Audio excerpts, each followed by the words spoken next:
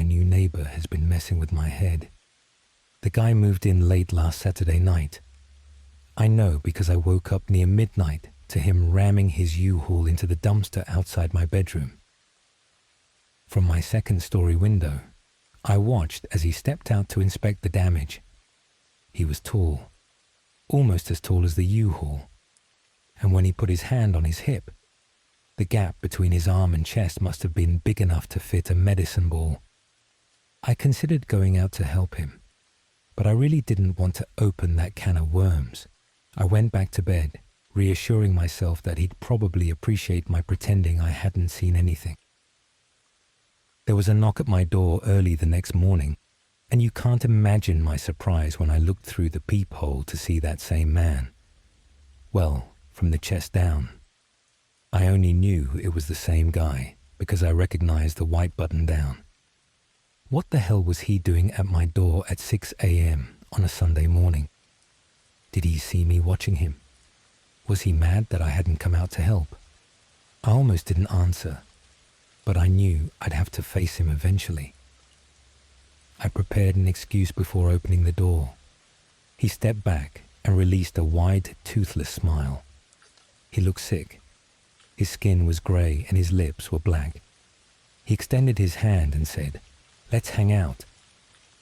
No emotion, just the bare words.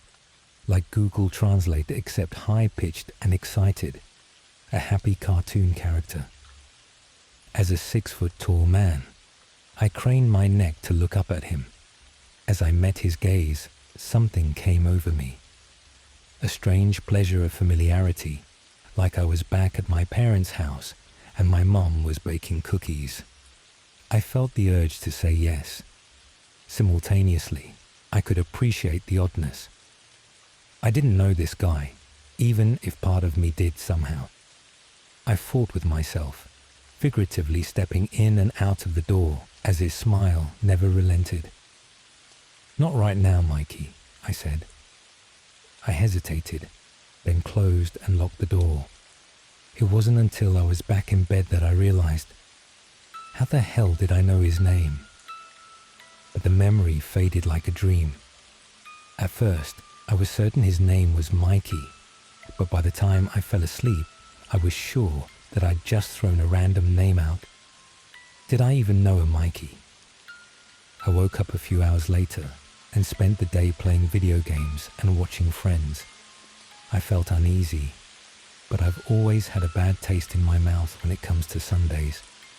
This weird feeling that it's going to be the last good day of my life, like the next day is the end of all happiness and the start of eternal torture. Maybe I just hate my job more than most people. Around 5:30 a.m. Monday morning, there was another knock. "You gotta be fucking kidding me." "Seriously, dude," I said as I opened the door. He held both hands out, palms up as if presenting treasure. Atop them was the most beautiful pastry I've ever seen. It was fluffy like a cloud, but browned and crispy. It was drizzled with chocolate, peanut butter, and caramel. I reached for it and was bombarded with memories as I took the beauty into my hand. I was at Mikey's house. I was sitting at a wooden kitchen table as he frosted a beautiful cupcake decorated to look like a rose. My mouth watered as he delivered it to me like a present. I sunk my teeth into it and sighed with relief. He was my best friend. I'd known him since childhood. I wanted to give him a hug. But at the same time, my heart was rising in my throat, threatening to choke me as I had the feeling of people watching me from every angle. "Let's hang out," Mikey said, reaching for me. I took a step forward, the two sides of my brain fighting for control, and slammed the door shut.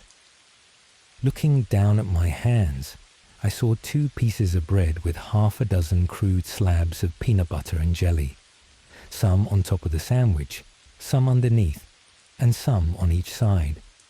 It was like it was made by someone who didn't know what a sandwich was. I dropped it on the floor. At work, I couldn't keep my mind off him. As I sat at my desk, vaguely trying to edit the introduction to some algebra textbook. I was sure that I had never seen him before. But I had the memories of memories, like once, in a dream within a dream from a different life centuries ago. We had been best friends. I fought my way through the day. I told myself I wasn't going to answer the door for him ever again. If I saw him, I'd run away. Under no circumstances would I look at him, talk to him, or touch him. I drove home. I wasn't 2 steps out of my car when he approached me. "Let's hang out," he said. I tried to turn away, but then my life was sunshine and rainbows. I couldn't help but smile. Without bending his back, he leaned his face down to mine. We locked eyes. I can't remember what they looked like, but I remember what they made me feel, what they made me remember. I was a toddler on a swing set. I was smiling and laughing. Behind me, the tall man, Mikey, was the one smiling as he pushed me again and again. Then it was my birthday. I watched as Mikey lit my candles. He sparked the lighter with his grey hands, his yellow nails longer than his fingers. On the baseball field, he was my coach. At school, he was my favorite teacher. I remembered me and Mikey sitting in the back seat of my car. There were butterflies in my chest. I leaned in and kissed his black, rotting lips. I felt disgust, but remembered love. "Let's hang out," he said. And then I was following him, because he was my everything. He was every good thing I could remember. But no, I didn't know him. I imagined walking into his apartment.